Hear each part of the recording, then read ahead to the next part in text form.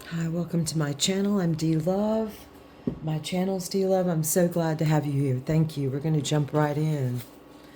We're going to get a significator or heart of the matter for this read, then do a Celtic cross based using one of these decks based on the significator. We'll choose a deck, and I'm very happy to have you here. It's a beautiful, sunny, although cold day where I am. And beautiful day. Okay, I'm going to shuffle this a little bit. When I've been using decks a lot, I feel like I have to shuffle more because I want the energy to be rejuvenated and renewed of the cards of the deck of mine. So I fell into a good habit now that I've been doing reads for a few months on and putting them on YouTube, of making sure that I do my meditation and some other work I do in the mornings in order to, by work I mean what could be called esoteric work, in the mornings before I do these reads. They seem to just flow so much more beautifully. But sometimes I can feel a little bit of a stuck energy. And either it can come out. Oh, oh, see, it does seem to be a repeat energy. I've seen this in videos, actually, in like thumbnails. It reduces to the 3, ironically enough, same as the Empress. So the Hanged One is a very creative energy. Let's think of Odin hanging from the tree, hung by his own hand, cut by his own sword, hanging by his own admonition.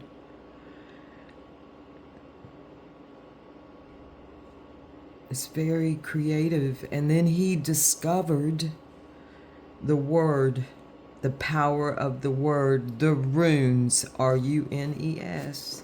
He discovered the runes. They came to him. And he had the capability to put swords into a pen or ink, an inkling. So thank you, Odin. All right, the bottom of this deck is the sun. Therein lies happiness. Delicious fruit. The 19 reduces to 1. 19 is a very special number to me. Here we have it. Bottom of the deck is the sun. So we're going to look at getting happy. All right. I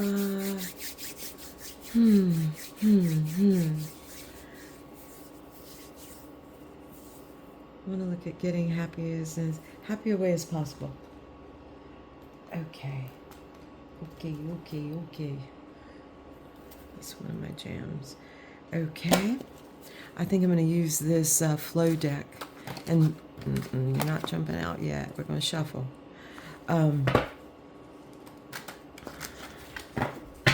It's a beautiful deck.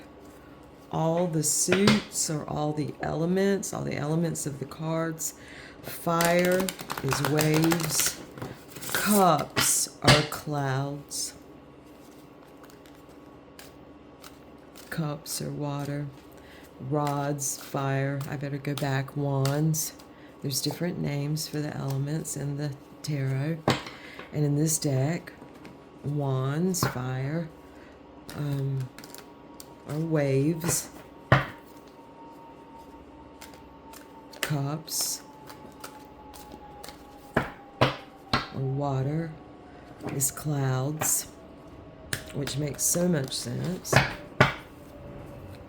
And then swords, or air, is snow, represented by snow. We can say the ice form of water. And then earth is ponds, which is just spectacular. It's like the accumulation of it all.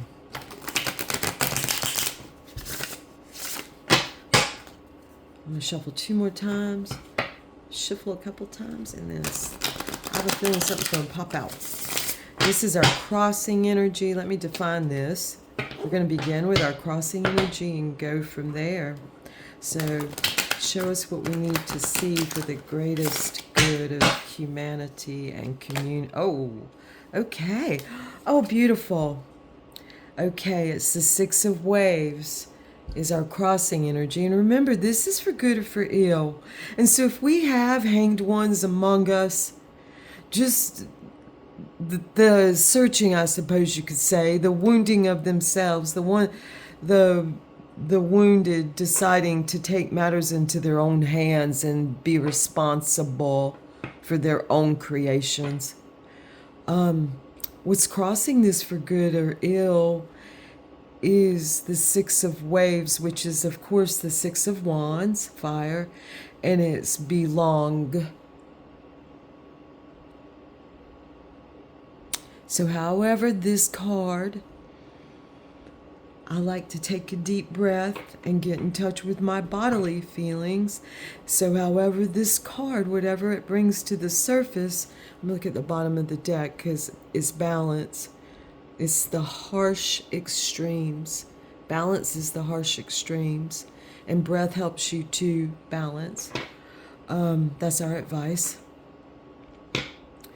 So whatever feelings belong brings up, I know I could name some of them, even though this is the beautiful 6, and that path of row your boat gently down the stream and flowing, and our will in tune with all the other elements.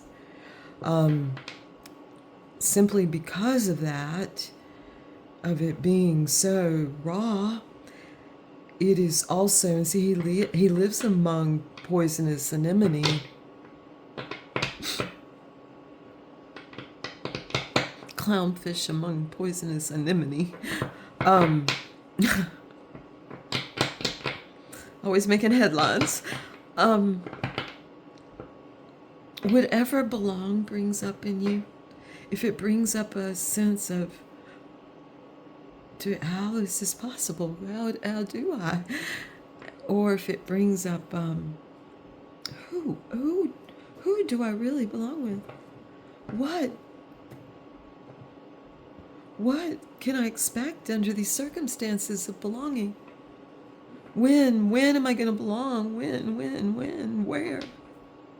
And why would I belong? Why would I belong? How do I belong? See, it's crossing. For good or ill, it's our choice. So look at it. He's looking at belonging. We are looking at belonging. Okay, and our crowning thoughts, you can say this is what our number one thought is in our mind, or feeling, or it's like a conglomeration. Is the Page of Wands, boundless curiosity. We're curious. Oh my gosh, as a community, we're extremely curious, and that shows. And I know any place that I'm involved in this community, which is in a wider range considered Lady Babylon and beyond, concentric circles beyond. In any community, isn't that the cutest little thing? In any community I belong, this is the princess. She's just going, she's doing it. Boundless curiosity, she's seeking out everything. This is the princess of earth, the page. the seat of all potential. In this greater community, it seems we're all greatly curious. It shows in our Discord servers. Beautiful. Okay. Now we're going to see as above, so below. What seats us? What's our seating? What's our grounding force? This is our crowning force. What kind of shoes we wearing? Oh, wow. It's the king of earth, the king of pawns, the king of discs, the king of pentacles, the knight in Thoth Tarot of discs. It's the, in this deck, it's the interconnected. So that's a grounding force for us, is that solid masculine that you know that, okay, let's say you have a well on your property, an unused well perhaps. You have a well on your property, and yet you know that's some kind of fucking real insurance policy, and that this energy will make sure that well works, and will make sure it's clean for consumption. This is a man of the earth, a hardworking man, if you want to personify it, that deserves to belong, is willing to look at everything and is curious. And we that's a masculine force, and we need as feminine, as divine feminine. I would say divine feminine needs to do everything within her power to support this seemingly masculine energy. Of course, here is both. This is an androgynous energy. What I do like about calling this a page is that it makes it very androgynous. Children deserve to be without gender as long as possible, without gender being of some kind of utmost importance, because really it's not. When they're raised in freedom, and freedom to be without fear of violation, then they tend to remain genderless for quite a while, actually. That's why many people are proponents, many cultures are proponents of naming your children later. I wish I would have had the knowledge, support, and courage when I was a girl to do that. All right, what is it? It's like Kairos. What is it that's flowing into this? Chronos and Kairos. What are the events that flow? And we got another 6, the 6 of snow, and I love this card. It's the intuition of when to fly. It's knowing that exact second when to freaking take off. It's an intuition that is bodily, it's mind, it's instantaneous.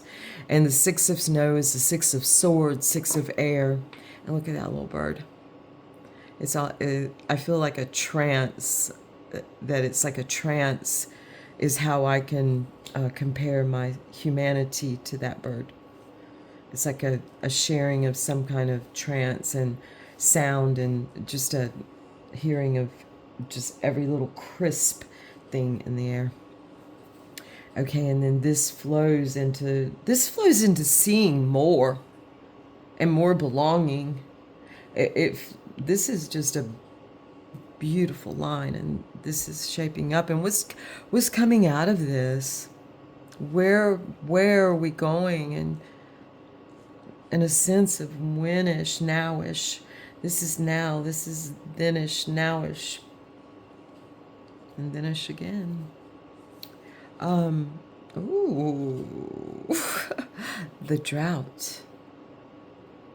The drought. So we're perhaps going into a little bit of a dry period without emotion attached, and a questioning time, and a time to really buckle down and get that well working that I spoke of a little earlier. I do see some hints of water here, but perhaps we should just separate ourselves in some way and ask the tough questions. The tough questions are coming in. Uh, May we? May we overcome this? May we? Is it our desire to overcome this? Is it our desire? Is it our true desire to belong wherever, even among the enemy? What is our desire? What is our distinct will? Those are some of the questions. And that little devil on our shoulder. If you're one of those people that has the privilege to have a distinct, we'll call it an angel, because in some ways, that's the vernacular we know, angel and devil.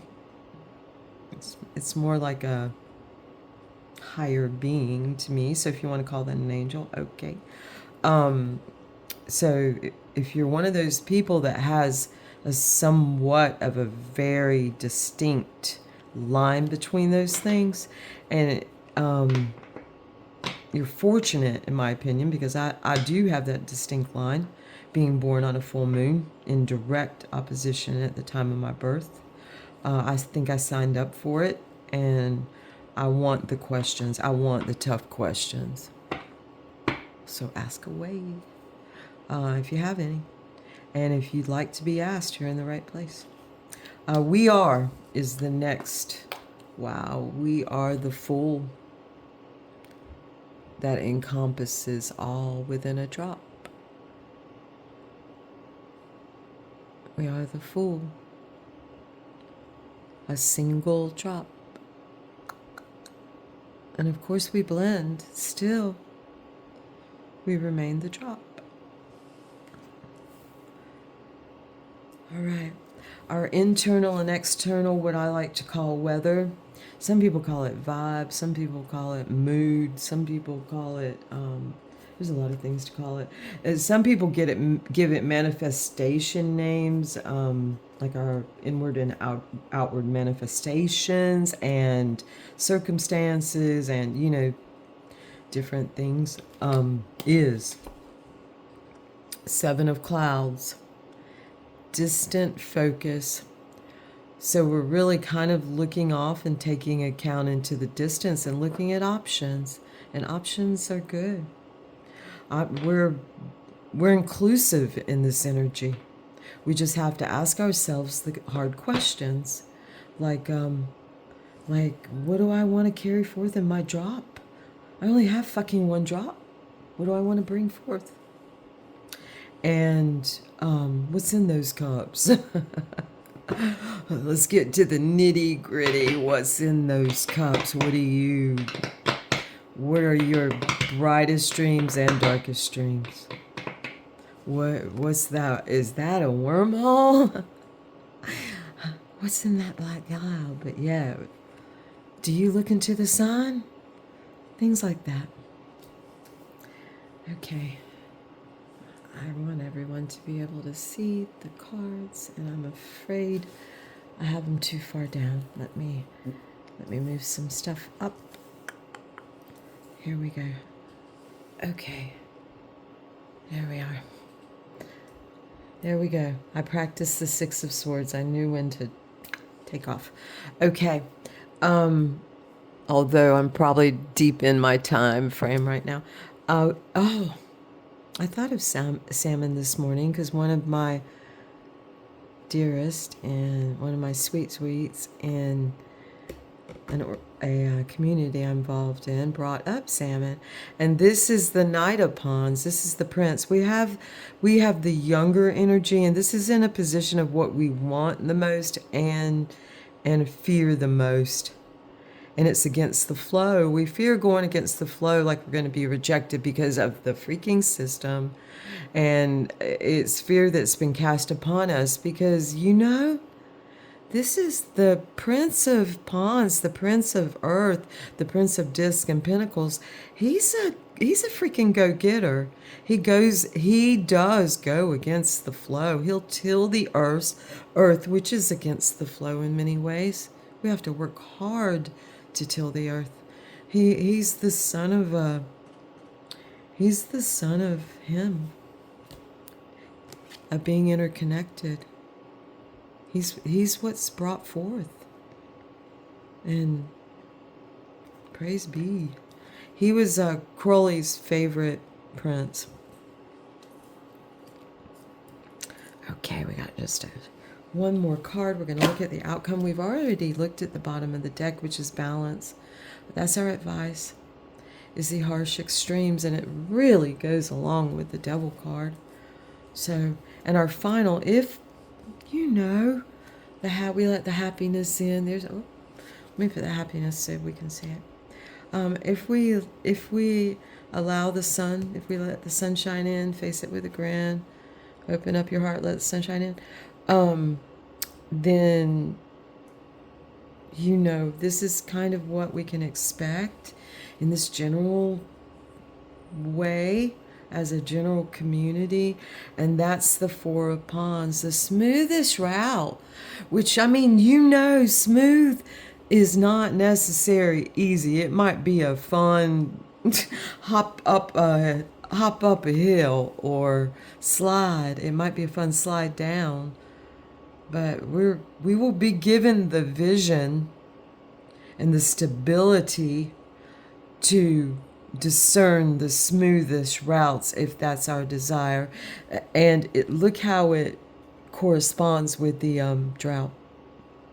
There's plenty of water in this read, beautifully so much earth, so much manifestation, and a belonging to sixes. We got it going on.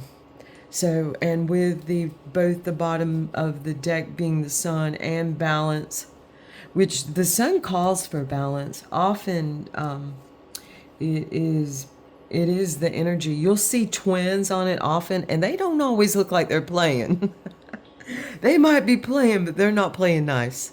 So, happiness, the sun, happiness means different things to different people. And for me, I can attest to this. These appear to be mangoes. And look, they're drops.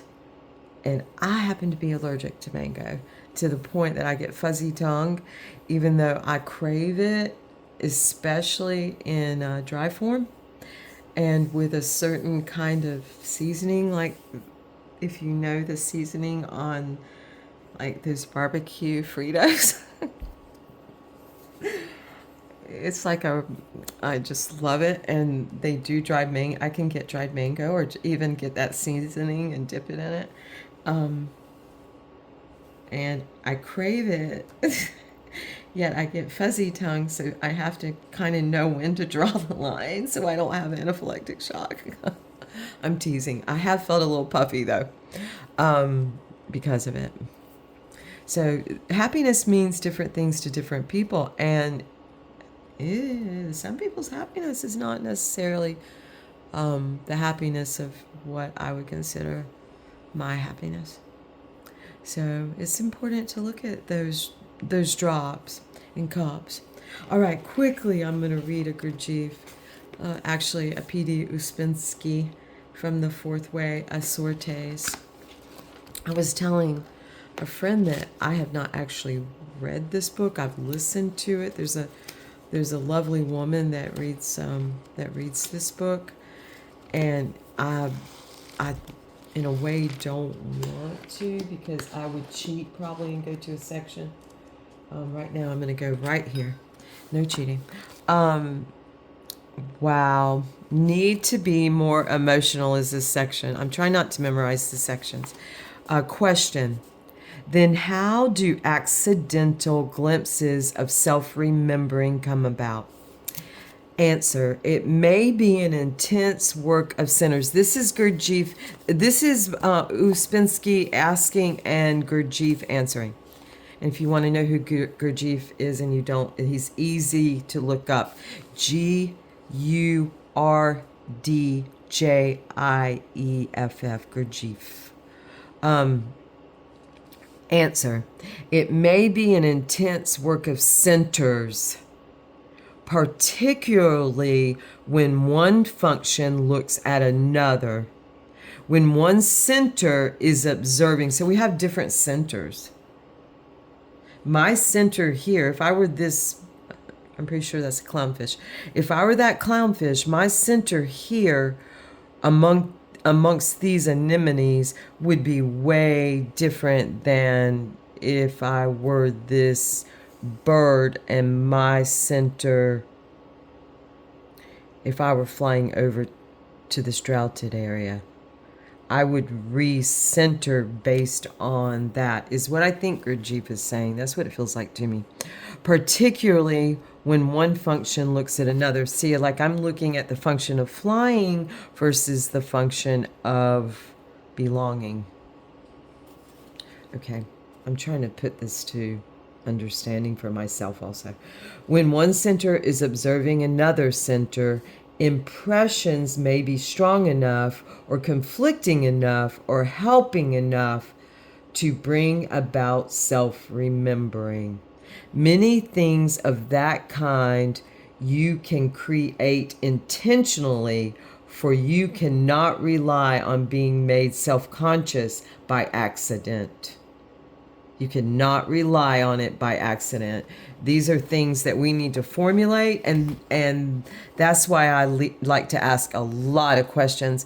And I love people that go along with like what if questions. So if you're of that center that you like to shift around, shifty or or sketchy, whatever you want to call it, you know, if you like to move around and be moved around, if you like to intentionally move around and be moved around by your darkest memories that you're unaware of that come up, shadowy things, then you're in the right place. So thank you for being here. I'm planning to go live soon. I'm still waiting on YouTube. I should have known that I'd have to fill out the paperwork before my 24 hours began. So thank you, and I appreciate all of you. Thank you so much. And any questions you have, please leave them, because if you'd like to talk about something in, I'm trying not to read the chapters in this book. If you'd like to speak about something, if you want a topic without me like just randomly pulling one, then I'd love to hear your topics. So thank you so much for being here. Have a beautiful day. It's a gorgeous day for me. I know that. Thank you. Enjoy, enjoy, enjoy.